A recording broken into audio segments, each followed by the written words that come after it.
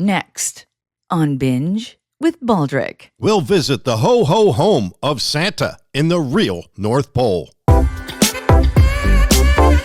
This is Binge with Baldrick, the interesting show for curious minds and hungry hearts. Here now, a guy who's lived his entire life with artificial intelligence, Thomas Baldrick.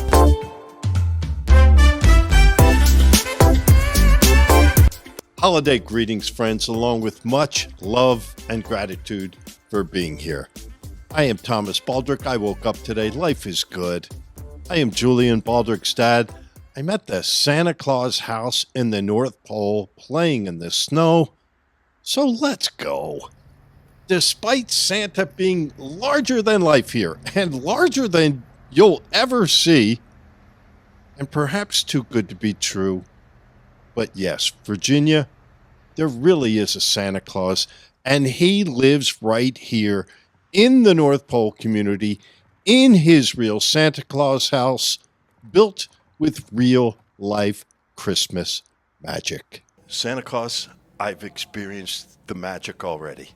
Coming to your house for the first time, I pull in the parking lot, there's no one there. I come in, the line that's usually real long, there's no one here. I've interviewed presidents and movie stars, but I've never had an exclusive with Santa Claus like this. You're in luck today. We happen to have 8 inches or 9 inches of snow last night, so day's going to start a little bit later than normal, I think. The kids that come in, the older people that come in to see Santa as well, to see the magic in their eyes is just wonderful to be a part of. And the fact that they come from all over the world. Every continent has been represented since I've been sitting here. Experience of being with Santa at North Pole makes a huge impact on people, and it's like a destination for people around the world. And the history of this place being 75 years or so, it's an honor to be a part of that. Friends, I say this from my heart to yours. This place is magical. You can feel the happiness in the air. You can see it through the brilliant sparkle in people's eyes, and of course the big smiles on their faces. This is by no means a place you happen to stumble upon or simply drive by. Quite the opposite, in fact. The Santa Claus House is the driving force for the city of North Pole, Alaska. It is the tourism attraction behind the candy cane light poles, the Christmas season named streets, the roundabouts decorated with Christmas lights, and the true Christmas spirit, which is alive and well in the hearts of the super fun and friendly people who live here. So get this, how cool is it that Santa Claus travels to houses around the world in one magical night on December 24th, Christmas Eve? Meanwhile, people from all around the world come to visit him in his house basically every other day.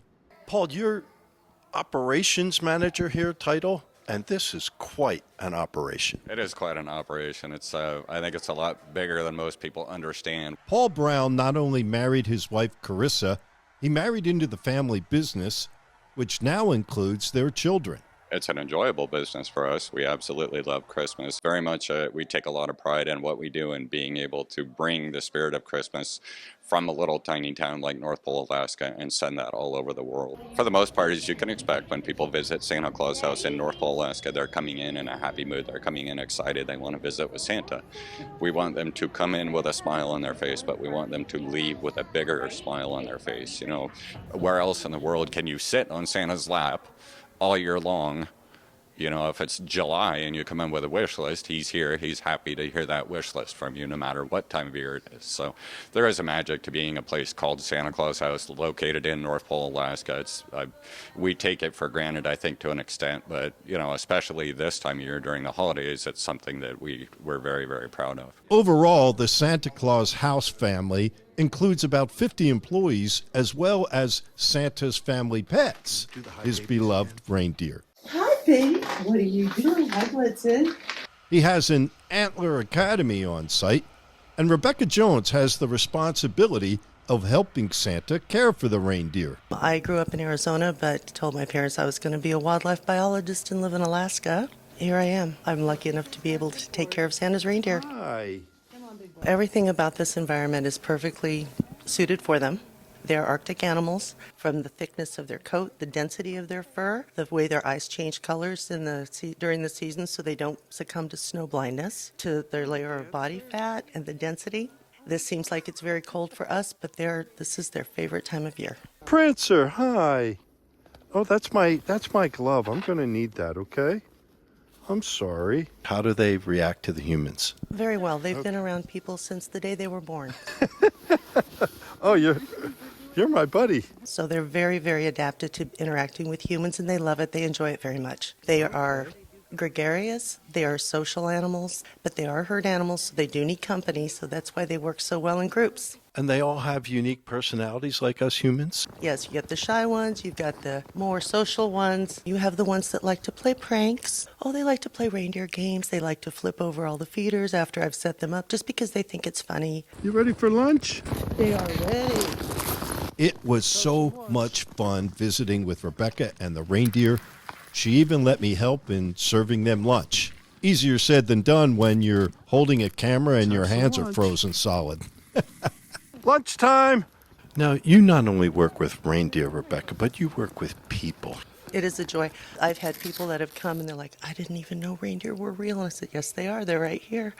I've had everything, just shrieks of joy, people crying. I've actually had people just burst into tears because they were so excited and they were so happy. Prancer has personal boundary issues. He absolutely. Hi, buddy. Oh, look, is this a hug? Yeah. Oh, thank you. Your equivalent for a hug, but let's pass. Caring for Santa's reindeer is one priority, but decorating the Santa Claus house for jolly old St. Nick and all who visit is another. This is a dream come true for Heidi Bostic. I get to make the magic, the decorations. Any of the trees, the windows outside, any of the events that we have, I get to do all the decorating. When you look at this place, it's sensory overload. There are decorations everywhere, and yet you put everything exactly where you want it. Yep, you do one tree at a time, and you just look at it, and then you add something else to it, and you just go little by little pieces around the store and just add more. You have an interesting story how you arrived here. Would you share it? Yep, when I was 16, I'm originally from New Hampshire, I got a letter in the mail, my brother as well, from Santa Claus House. And that letter, I don't want to cry, but that letter, like, I looked at it and I was like, where did this come from? Where? Because I never knew of such a place, you know.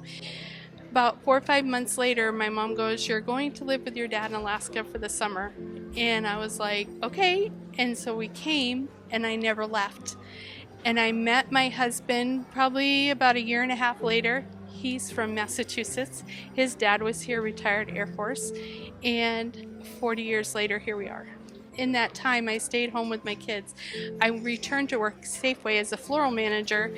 And then one day, I just took a chance and applied for a job here, thinking that I would be like stocking the shelves and stuff like that. But they created a job for me to do the embroidery and do the decorating and things like that, and the windows. And I just could pinch myself. I still pinch myself that I get to do this.